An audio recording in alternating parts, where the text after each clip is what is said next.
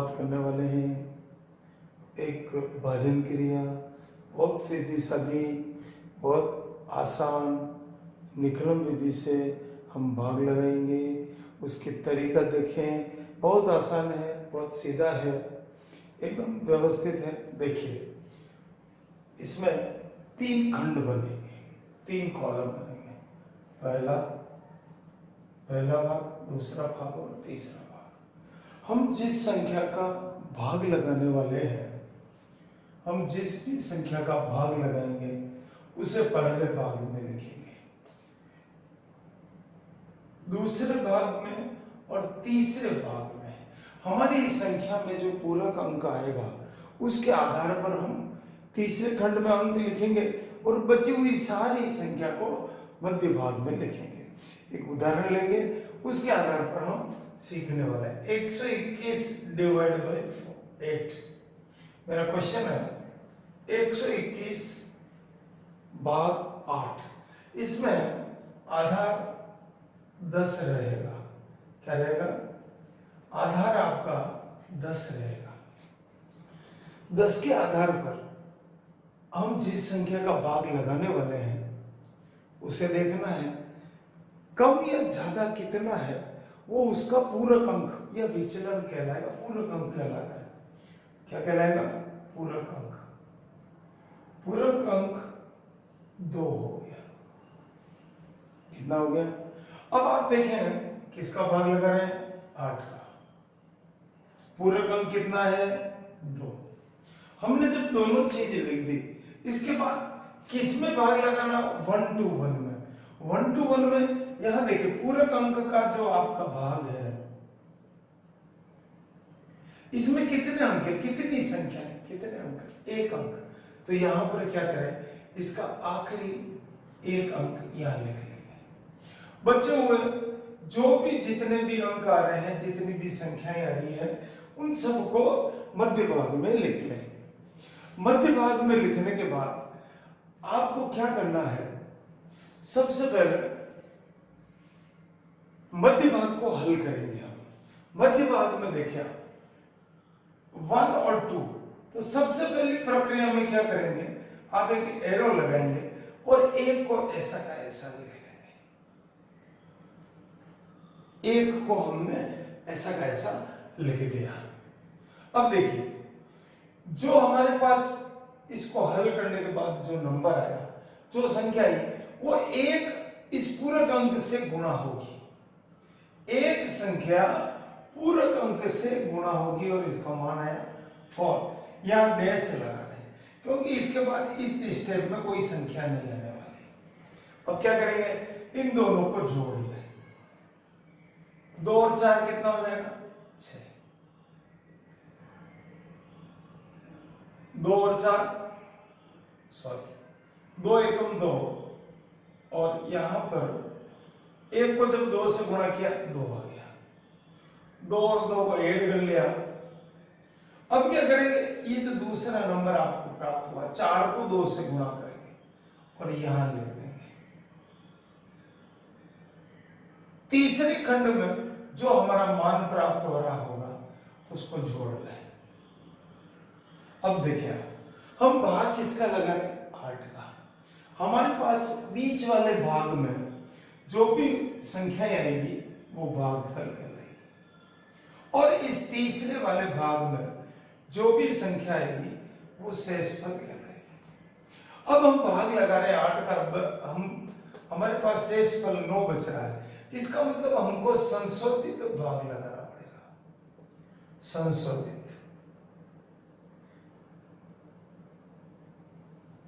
कितनी बार? 1 बार। यहां 9 में से 8 घट जाएगा क्योंकि हम एक बार भाग लगा रहे हैं, इस भागफल में जोड़ रहे हैं। तो हमारे पास क्या आ गया? भागफल 1 आ गया और शेष भागफल 15 आ गया। शेषफल कितना आएगा? 1 आएगा। तुमने समझ में? पहले खंड में हमने जिसका भाग लगा रहे हैं, पूरक अंक दोनों को लिखा है। पूरक अंक के आधार पर तीसरे खंड में संख्याएं लिखी है, फिर बची हुई संख्या को यहां हमने लिखा है। सबसे पहले 1 ऐसा ही लिखना है, 1 को 2 से गुणा करके यहाँ लिखा, फिर 2 को इसमें जोड़ा, 4 को 2 से गुणा किया, 8 और 1 9, 9 में से 9 शेषफल बच रहा है, जबकि बीच वाले भाग जो आता है वो भागफल, तृतीय भाग में जो हमारे पास प्राप्त हो रहा है वो शेषफल। जिस संख्या का हम भाग लगा रहे हैं उससे अगर बड़ा शेषफल बचता है तो हमको एक बार संख्या क्या, इस संख्या के आधार पर यहाँ पर हमें संशोधित भाजन क्रिया करनी होती है। तो हमने एक बार भाग लगाया तो 8 लिखा और यहाँ पर 1 लिखा, 14 और 1 15, और इस प्रकार हमारा ये प्रश्न संपन्न हुआ। आगे देखिए एक समस्या और देखते हैं।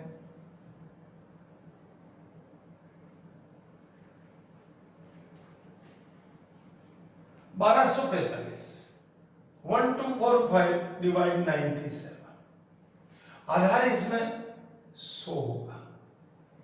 आधार क्या आएगा 100 और पूरक अंक क्या आएगा 03। पहले 10 के आधार पर हमारे पास एक संख्या आ रही थी, अब हमारे पास दो संख्या आ रही 03। यहां लिखेंगे 97 और 03 लिखेंगे, पूरक अंक क्या आ रहा है 03। यहाँ दो अंक आने के कारण से ये 45 लिखना है आपको, ये दो अंक इधर लिखेंगे, बचे हुए दोनों यहाँ लिखना है। अब आप क्या करेंगे, सबसे पहला इसको एक को ऐसा ही लिखेंगे, एक को बिना कोई प्रक्रिया के बिना कुछ किए आप एक लिख रहे। अब एक इस पूरक अंक से गुणा होगा, लिखेंगे, दो जीरो में जुड़ा 2 आया, इसको गुणा करेंगे 06। तो इस प्रक्रिया में ये भागफल, ये शेषफल प्राप्त होगा। बहुत सीधा सा है। एक और क्वेश्चन देखेंगे आप, 11034 889, आधार 1000, पूरक अंक हमारा इसको घटाने वाला है 1000 में से जिसका हम भाग लगाने वाले हैं उसको घटाने पर आएगा 111। आप क्या करेंगे, लिख लें। सबसे पहले भाग किसका लगाना है 889 का, पूरक अंक क्या है 111। आपके पास पूरक अंक के 3 अंक आ रहे हैं, यहां से 3 अंक इधर ले लेंगे, बचे हुए संख्याओं को यहां लिखेंगे। जो भी हमें यहाँ मध्य वाले भाग में प्राप्त होगा भागफल, तीसरे भाग में प्राप्त होगा शेषफल। देखिए आप सबसे पहले आपको क्या करना है, इस एक के साथ एरो लगा के 1 लिख देंगे। अब ये एक इस पूरक अंक से गुणा होगा 1 1 1 या डैश डैश। हमने एक को गुणा किया 1 1 1, इस प्रकार लिखना, पीछे की संख्या छूट जाएगी।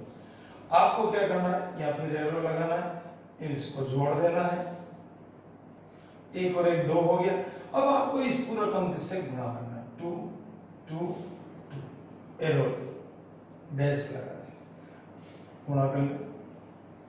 2 को अपन ने इससे गुणा किया, ये संख्याएं इस प्रकार है। अब ये संख्या जुड़ जाएगी 4 4 4 4, इनको जोड़ लें,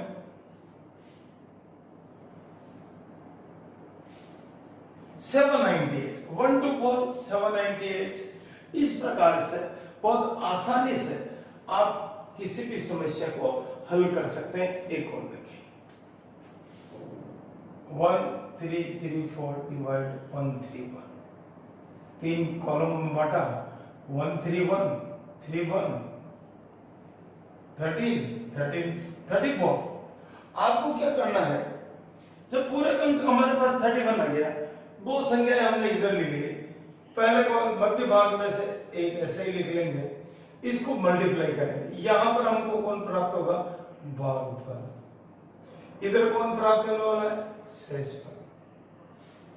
एक को मैं इससे गुणा करूंगा, 3 1 डैश, गुणा करना है 6, गुणा कर दिया, इसको गुणा करेंगे 6 एकम 6,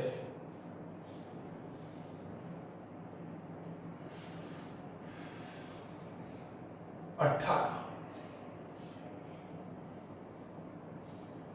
6 और 4 10, 18, 19, 20, 21, 22 और 23।